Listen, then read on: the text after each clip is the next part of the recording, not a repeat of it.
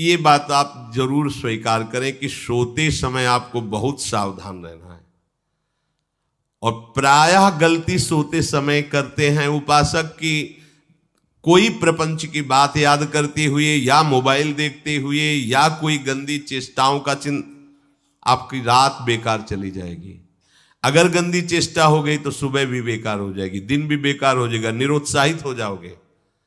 सोते समय आपको समय नहीं देना व्यर्थ चिंतन का। उसी समय विषय चिंतन होता है, उसी समय विषय भोग की आकांक्षा जागृत होती, उसी समय विषय देखने की इच्छा होती। मोबाइल है तो जिस समय आप अपनी शैया पर जाएं स्विच ऑफ कर दें। उसमें मैसेज घंटी आने का कोई भी रास्ता मत रखें। मान लीजिए आप उपासक हैं भगवत प्राप्ति के, 30-35 वर्ष ये नहीं था तो सब मर नहीं गए थे। और बोले इमरजेंसी, जब इसकी 30-35 वर्ष से पहले इसकी कोई रचना नहीं थी, मुझे लगता है, क्योंकि 30-35 वर्ष में ही इसका विस्तार देखा है। नहीं तो कभी किसी के पास मोबाइल नहीं। कोई बड़े अधिकारी तो इतना बड़ा वो। तुम्हें तुम्हारे पिता की कसम है, वीडियो को लाइक करो और चैनल को सब्सक्राइब करो। धन्यवाद। हमें लगता है 30-35 वर्ष तो फिर इमरजेंसी कैसे चलती थी? कैसे चलती थी इमरजेंसी? और आप ब्रह्मा हो क्या कि इमरजेंसी संभाल लोगे? स्विच ऑफ करो। जो सब इमरजेंसी संभालने के लिए तैयार रात दिन न सोता है, वो हर समय जागृत रहता है, वो हमारा आराध्य देव है। स्विच ऑफ करो, चिंतन लगाओ श्री जी का। ये जो रात्रि के शयन के समय मोबाइल में इधर उधर दृश्य देखने हैं, अपने सर्वनाश का बीज बोना है। मान लो, हमारी प्रार्थना मान लो, ये उस समय मन आपको परेशान करेगा जब कमरे की सिटकिनी अंदर से बंद होगी। सबसे प्रार्थना है रात्रि के शयन के समय। तो बोले फिर ठीक है 10 बजे तक देख लेंगे मोबाइल, इसके बाद शयन के समय भजन कर लेंगे। होगा ही नहीं। क्या तुम देखना चाहते हो? प्रिया प्रीतम के सिवा और कुछ क्या देखना चाहते हो? वो तो सुभग सुंदरी सहज सिंगार, सहज शोभा सर्वांग प्रति सहज रूप वृषभानुनंदिनी। हमारी स्वामिनी जी की सुंदरता छुपाने के लिए आभूषण पहनाए जाते हैं, औरों को तो आभूषण सुंदरता बढ़ाने के लिए। यहां छवि के छिपाए बे को ऐसे के दास होके क्या देखोगे मोबाइल में? क्या देखना चाहते हो? वासना की क्रीड़ा, और तुम उस क्रीड़ा को देखना चाहते हो? परमार्थ के पथिक हो। देखना है तो प्रभु को देखने की वृत्ति रखो, अन्यथा मूंद लो आंखें। प्यारे, महान फल प्राप्त करोगे। सबसे प्रार्थना है एकांत में मोबाइल रूपी दुश्मन से बचो। क्योंकि जब आप गंदी बात कहीं देखोगे तो आपके अंदर वैसे ही चिंतन बनेगा, वो ऐसे ही लगेगा मैं भी ऐसा करूं, मैं भी ऐसा भोगूं, मैं भी ऐसा देखूं। मान लीजिए आप, जब हमारे शास्त्र कहते हैं कि पशु पक्षियों के मैथुन को भी नहीं देखना है, अगर ऐसा एक बार दृष्टि पड़े तो मानसिक प्रणाम करके दोबारा दृष्टि ना देना। और आप मोबाइल में ऐसी चेष्टाएं देखोगे, कैसे आप भगवत भजन करोगे? कैसे भगवत प्राप्ति का उद्देश्य रख पाओगे? ये कलयुग की बहुत महीन चाल है कि उसके बिना काम नहीं चलेगा और हम तुम्हें काम से युक्त कर देंगे। इसके बिना काम चलेगा नहीं, तुमको रखना पड़ेगा। और जब तुम इसे रखोगे तो हम काम अपना कर लेंगे। कलयुग ने कहा हम अपनी व्यवस्था बना लेंगे। यहां कह रहे जब आप नींद में जा रहे हैं तो बिल्कुल मानो मृत्यु शैया पे जा रहे हैं। आपको उस समय नाम जप में बहुत ध्यान देना है, कहीं मन बहक ना जाए। तो क्या होगा, 5-6 घंटे जो आप लेटोगे ना, वो भी भजन हो जाएगा। हमारा जो सततम योमाम स्मरति नित्यशा है ना, ये पूरा हो जाएगा। नहीं, उस समय हम सो जाएंगे तो हमारा 6 घंटे का वियोग हो गया, 6 घंटे भजन रुक जाएगा। और ये 100% पक्की बात अनुभव की कहते हैं, यदि सोते हुए भजन करोगे तो जगते। कई बार तो पकड़ा है कि अगर आधे पद में बेशुद्ध हो गए तो वो पद पूरा जगते ही शुरू हो गया है। मतलब बीच में स्थिति भागवती की रही। जैसे बेहोश करते समय हमने कहा था जब ऑपरेशन के हमें बता देना, तो उनका बाबा अब इंजेक्शन लगाने वाले हैं तो वो 1 मिनट हमें केवल दीजिए, अपनी चित्तवृत्ति। तो जब होश आया तो वही पहले चिंतन चल रहा था, वही चिंतन। जैसे सोने के समय बेहोश हुए तो जगने के समय वही चिंतन, ऐसे ही इंजेक्शन से जब बेहोश हुए और जब होश आया तो वही चिंतन चल। बहुत बड़ा चमत्कार अभ्यास का है। नींद खुले तब से लेकर गाढ़ नींद आने तक स्मरण में कभी रुकना नहीं। और आपको एक छूट दे रहे हैं। कभी कभी क्या होता है कि एक मंत्र में, एक नाम में जैसे बहुत देर अभ्यास करते हैं तो मन उबने लगता है। इसका स्वभाव है, ये अनुभव की बातें कहते हैं। इसका स्वभाव है नवम नवम, नहीं तो ये मतलब, तो इसको हम लोगों ने कैसे फंसाया है। जैसे गुरु मंत्र जप रहे, अब 2-3 घंटे लगातार गुरु मंत्र जप, अब इसको उबन बढ़ी, अब ये छोड़ रहा है, बीच बीच में पता चलता है छोड़ना चाहता है, छोड़ रहा है, तुरंत इसको नाम में फंसाया।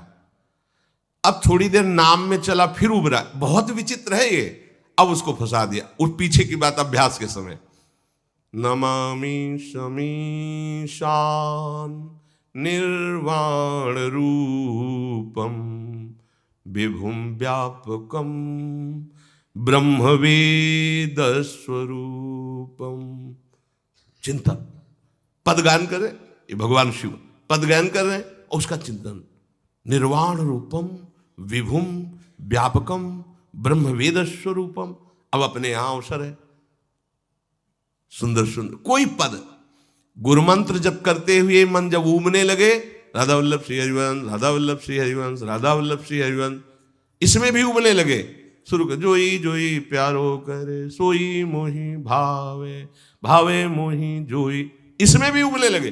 सुधा निधि का कोई एक लाइन ले लो, ब्रह्मेश्वरादि सुदुरूह पदारविंद श्रीमत् पराग परमाद्भुत वैभव, ब्रह्मेश्वरादि सुदुरूह छोड़ना नहीं है, तू भाग में नवम नवम दे रहा हूं, नवम नवम।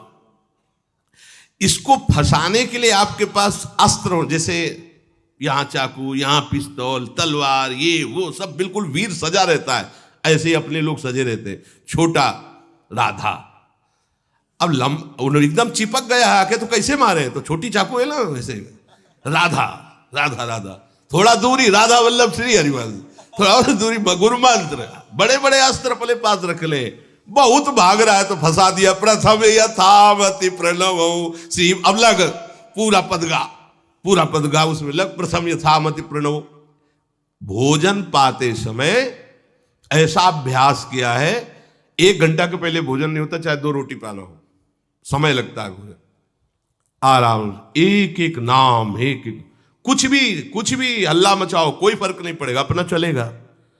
अभ्यास स्नान के समय, भोजन के समय, किसी क्रिया के करते समय, किसी से बात करते समय, सोते समय, ये विशेष स्थान जहां में सावधान रहना है। यहां भजन छूटता है, ध्यान देना, यही भजन छूटता है। चलते समय, क्रियावान होते समय, प्रसाद पाते समय या किसी से बतराते समय, ये सब भजन के छूटने के स्थान है और यही पकड़ना है भजन को। जब आपको बिल्कुल न लगे तो मानसिक सब बंद कर दो और गुनगुनाने लगो। जो धुनी आपको अच्छी लगे उसी में नाम, कोई नाम लेके, संसार का चिंतन ना होने पावे, चाहे जो कुछ तुम जहां तुम्हारा मन आवे, गंगावरी गोदावरी, कुछ भी, भागवतिक चिंतन के सिवा संसार के चिंतन न होने पाए। पहले ऐसे अनन्य बनो, फिर बाद में अनन्यता आती, रसना कटो जो अनरट। हाँ भी विषय चिंतन कर रहे हैं, प्रपंच कर रहे हैं, बोले रसना कटो जो अनरटो, और नहीं बोल सकते, प्रपंच बोलेंगे बस, रसना कटो, ये शब्द वहां नहीं आते।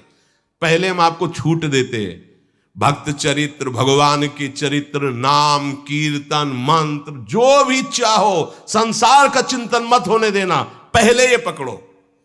फिर आगे चल करके जब पवित्र हृदय होगा तब ये निष्ठा आती, रसना कटो जो अन रटो, निरखियन फुटो नयन। मान लो संसार का चिंतन नहीं करने देना है इसको, आप जैसे बने वैसे करो भागवतिक चिंतन। कोई नाम ले लो, कोई मंत्र ले लो, तुम्हें जो प्रिय लगे, हम छूट देते हैं। ये हम नहीं करें कि रसना कटो जो अन रटो, ये बाद की बात है। हमें पहले इसका संसार चिंतन रोकना है। कैसे छूटेगा, कैसे छूटेगा, हमें यह पकड़ना है।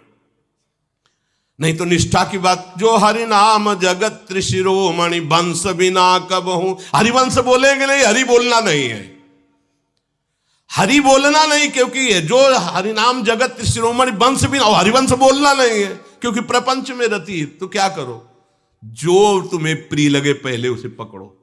ये हम अंदर की बात करें, प्रवचन की बात नहीं कह रहे। मन को फंसाना है हमें। राम कृष्ण हरि जहां लगे इसको लगा, पहले इसको फंसाओ, संसार का चिंतन न होने दे।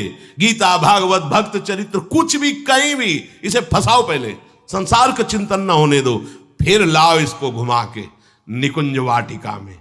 फिर तो भागेगा ही नहीं, फिर नहीं भागेगा। अब सीधे निकुंज वाटिका में किसी महाभाग्यशाली गुरु आश्रित का लगेगा, अन्यथा बहुत प्रपंची मन है। आप आश्रय इधर का लोगे, प्रपंच का चिंतन करोगे, बात बनेगी नहीं। चिंतन छोड़ना है हमें, जैसे बने तैसे संसार का चिंतन छूट जाए तो हम विजय को प्राप्त होंगे। ध्यान दीजिए, इस परमात्म तत्व को वही प्राप्त कर पाता है जिसका राग बीत गया है, खत्म हो गया है, वैराग्यवान। ज्यादा परिश्रम नहीं है वैराग्य में, विवेक नहीं होने के कारण हम वैराग्य नहीं धारण कर पाते। हम बाहरी बातों को वैराग्य ले लेते हैं, ऐसा कपड़ा बदल लेना या कपड़ा ना पहनना या लौकी का कमंडल, मिट्टी का पात्र, तो हम अपने को वैरागी। बात यहां नहीं रुकेगी। वैराग्य का इतना ही मतलब नहीं, ये भी एक बाह्य अंग है वैराग्य का, पर वैराग्य का सच्चा स्वरूप है वीतरागा। कहीं कुछ भी अच्छा नहीं लग रहा, कोई भी सुख आकर्षित नहीं कर रहा, लोक लोकांतर की प्रतिष्ठा, मान, सुख, ऐश्वर्य, व्यक्ति, कुछ अच्छा नहीं। राग खत्म हो गया। ऐसा उस अक्षर ब्रह्म को, अविनाशी तत्व को जान पाता है। जगते भयो फिरे बैरागी। जैसी हरिवंश प्रपंच बंच सब ये काल ब्याल को खायो। हालत यह है कि जैसे सांप ने मेढक को पकड़ रखा और मेढक सामने पतिंगा को, कीड़े को पकड़ना चाहता है। उसे यह पता नहीं कि मैं खुद किसी का कवल बन चुका हूं, वो एक झटके में मुझे अपने पेट में ले जाएगा। ऐसे ही हम सब हैं, काल के द्वारा ग्रसित है। काल ने हमें पकड़ रखा है, पर हम भोग भोगना चाहते हैं। हम नाना प्रकार की मान प्रतिष्ठा पाना चाहिए, ये पता नहीं एक झटके में हमारा अस्तित्व ही खत्म हो जाएगा। जिनके अंतःकरण में किसी भी व्यक्ति, वस्तु, स्थान, पद, प्रतिष्ठा का राग ही नहीं रह गया है, उसे कहते हैं वैराग्यवान। वीतरागाः, राग ही नहीं है। जिनका अंतःकरण निष्पाप निर्मल हो चुका है, जिनके हृदय में केवल भगवत प्राप्ति की उत्कट लालसा जागृत हो गई है, ऐसा साधन संपन्न उपासक परमात्म तत्व में प्रवेश पाता है। अध्यात्म मार्ग की ऊंचाई पर वो स्थित हो जाता है। यदि छंतु ब्रह्मचर्यम चरंती, जिनकी इच्छा एकमात्र भगवत प्राप्ति की है, यदि छंतो, उनको क्या करना होगा? ब्रह्मचर्यम चरंती, ब्रह्मचर्य का पालन करना होगा। प्रत्येक इंद्रियों का निर्विषय हो जाना वास्तविक ब्रह्मचर्य है। केवल जनेंद्रिय से ही ब्रह्मचर्य को नहीं लेते। हमारी प्रत्येक इंद्रिय भोगों से रहित होकर भगवत अनुराग में, नेत्र प्रभु को देखना चाहते हैं, त्वगेंद्री प्रभु को स्पर्श करना चाहती है, घ्राणेंद्री प्रभु के श्री अंग की गंध पाना चाहती है, श्रवणेंद्री प्रभु के वचन सुनना चाहती है। एक एक इंद्रिय अपने प्रभु में लग गई, अंतर्मुख हो गई, बाहर विषयों का त्याग हो गया। इसे ब्रह्मचर्य कहते हैं। पर प्रारंभिक ब्रह्मचर्य में जनेंद्रिय का ब्रह्मचर्य अत्यंत आवश्यक है। यदि जनेंद्रिय जन्य व्यभिचार दोष से युक्त है तो कदापि उसे भगवत प्राप्ति नहीं हो सकती। शुभ गति व्यभिचारी शुभ गति चाहे असंभव। और भगवत मार्ग में सबसे बड़ा दुश्मन यही व्यभिचार दोष है, काम। इसी से हमारा हृदय मलिन होता रहता है। अंधा बटे वो पड़ा चबाए वाली दशा रहती। कहते हमें 50 वर्ष हो गए। अरे 50 जन्म हो जाए तुम व्यभिचार करो, गंदी बातें करो, गंदे चिंतन करो, सो समय व्यतीत कर, अनंत जन्म व्यतीत हो गए, भगवत प्राप्ति हुई क्या? 50 वर्ष से भगवत प्राप्ति हो जाएगी क्या? 5 मिनट काफी है भगवत प्राप्ति में, एक बार नाम काफी है। वो स्थिति तो लाओ। बार बार बहिर्मुख वृत्तियों के द्वारा विषयों में सुख बुद्धि कर लेने से हमारा सारा का सारा अध्यात्म चिंतन बदलता रहता है, इसलिए लाभ नहीं मिल पाता, एक रस चिंतन नहीं रह पाता। बार बार विक्षेपी विषय करते रहते हो, हम सहते रहते हैं और भोगते रहते हैं। एक बार तो हिम्मत करके उठो, अब लो नशानी अब ना नशई हो, एक बार तो दृढ़ बनो। बस मन के अनुकूल चलने की बात को तुम्हें रोकना होगा, तभी तुम्हारे अंदर यदि क्षण तो ऐसी इच्छा जागृत होगी। पक्का पक्का ऐसा ही है, जब हम किसी विषय के वेग को सहते हैं, विषय नहीं भोगते हैं, तो मन बहुत जलाता है। उस जलन में फिर एक ही बात होती है, बस भगवत प्राप्ति हो जाए, झंझट खत्म हो जाए। कब तक हम इसमें चलेंगे? एक बार भगवत, वो जलन हमको भगवत प्राप्ति की इच्छा प्रकट करती है। अपने लोग क्या करते हैं, जलन को मिटाने की कोशिश करने लगते हैं, तो भगवत प्राप्ति की इच्छा क्या, भोग प्राप्ति की तृष्णा जागृत हो जाती है। भोगे हुए भोगों को बार बार भोगने की इच्छा का नाम तृष्णा है। बाहर और भीतर से कोई सहयोगी नहीं, जल रहा है उपासक, तब रास्ता निकलता है भगवत प्राप्ति का, तब इच्छा प्रकट होती। अब नहीं, बहुत जल लिया, अब तो केवल प्रियाजू के समीप जाना है, अब तो प्रभु के सानिध्य में रहना है, नहीं इन भोगों की जलन में जलना है। पर यहां तक पहुंचने के लिए जलना होगा, तभी लिखा सहित सहित बाढ़ है भगति तास्तिति क्षस्व भारत, क्योंकि आगमा पाइनो अनित्यास, ये नाशवान काम क्रोधादि तुम्हें प्रेरित करेंगे, तुम इनके वेगों को सह जाओ, ये स्थायी नहीं है। आगमा पाइनो है, आने जाने वाले हैं, और ये सहन करने से नष्ट होते हैं, भोगने से बढ़ते हैं। यदि क्षंतो, अगर भगवत प्राप्ति की इच्छा है तो ब्रह्मचर्यम चरंती, ब्रह्मचर्य का पालन करना ही होगा, इसमें कोई गुंजाइश नहीं, क्योंकि आप चल ही नहीं सकते। ध्यान से सुन लो, ये मनोरंजन का मार्ग नहीं है, इसमें मन ही मार तनहारिक वृंदावन में गाज, इसमें मन मारना होगा।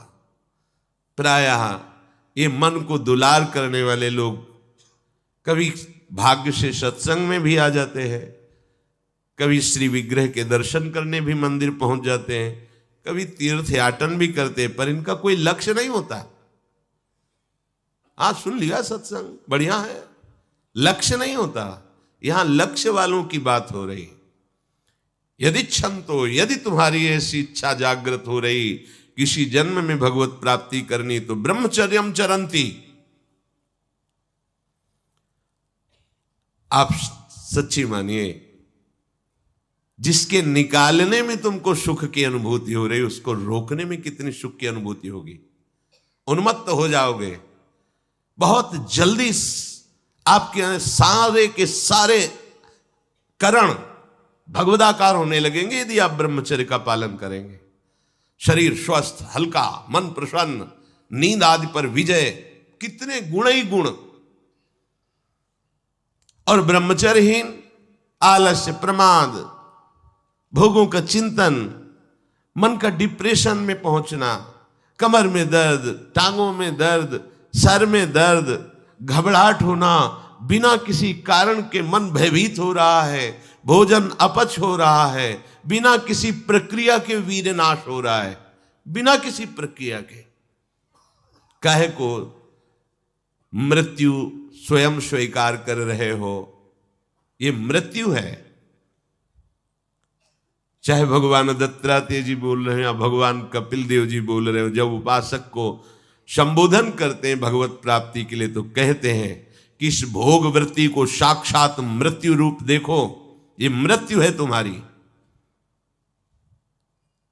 जब शरीर राग त्यागना है तो तुम शरीर से भोग भोगोगे तो आसक्ति शरीर की पुष्ट होगी, आसक्ति भोग सुख की पुष्ट होगी, है नहीं। कितने दिन शरीर रहेगा, कितने दिन भोग रहेंगे। विचारवान बनो, ब्रह्मचर्यम चरंती, ब्रह्मचर्य का पालन करो। उपासक जो ब्रह्मचारी होता है उसका खिला हुआ चेहरा रहता है, जैसे कमल खिला हुआ, बिना किसी कारण के उसकी मुख मुद्रा में प्रसन्नता होती है।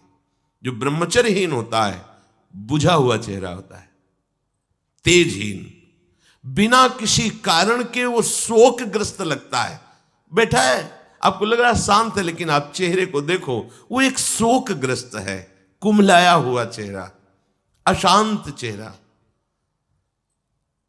मुख प्रसन्न, तन तेज विराजा, यह है ब्रह्मचर्यम चरंती, भगवत आराधन संपन्न उपासक का। जैसे आग में पैर रखते हुए कोई चले तो कैसे चलेगा, ऐसे ही ब्रह्मचारी की पहचान है। इतनी स्फूर्ति उसके अंदर होती, जैसे आग में चलने वाला पूरा पैर नहीं रख पाएगा, अगला कदम रख देगा क्योंकि ताप लग रहा है, ऐसे उसकी स्फूर्ति होती पैरों में। उसकी आंखें एकाग्र रहती है, चंचलता इधर उधर या बार बार झपकना, यह विषयी पुरुष का लक्षण है। बार बार पलक झपकना, यह विषयी पुरुष का लक्षण है। इधर उधर ताक झांक, चंचलता, ऐसा बैठे तिनका तोड़ रहा है, पैर हिला, यह सब विषयी पुरुष के लक्षण है। यह तो बिल्कुल साधारण स्पष्ट दिखाई देता है आदमी विषयी है या ब्रह्मचारी, एक सेकंड में लक्षण होते हैं। आपको जब भगवत मार्ग का अवसर मिला है तो गृहस्थ हो, संतान हो गई, ब्रह्मचर्य से रहो। नहीं चाहिए संतान तो भ्रूण हत्या, गर्भ हत्या जैसे महापाप करने की क्या जरूरत है। उसी वीर से संतान उत्पन्न होती है जिसको आप नष्ट कर रहे हो, जिसको आप ऐसे पानी में बहा रहे हो, व्यर्थ फेंक रहे हो, तो उसको भ्रूण हत्या का पाप लग रहा है, तो तुमको पुण्य लग रहा है, वीरपात कर रहे हो तुम्हें भी वही हत्या लग रही है, क्योंकि उसमें वही जीवात्मा है जो मां के गर्भ में जाके बालक रूप धारण कर लेती है, उसको तुम नष्ट कर रहे हो। पर बुद्धि भ्रष्ट हो गई है, समझ में नहीं आता, व्यर्थ में वीरपात करते हो, व्यर्थ में। तुम्हारा भजन बनेगा, तुम अध्यात्म के योगी बनोगे, मजाक है अध्यात्म का मार्ग। होश में हो जाओ, ये मन के दुलार को बंद करो। जब तक इच्छा ही नहीं भगवत प्राप्ति की, तो फिर तुम कैसे भगवत प्राप्ति कर पाओगे। भगवत प्राप्ति की इच्छा कैसे होगी जब तुम्हारी इस तरह से निंदनीय वृत्तियां हैं। इंद्रियों को दुलार कर रहे हो, मन को दुलार कर रहे हो, भगवत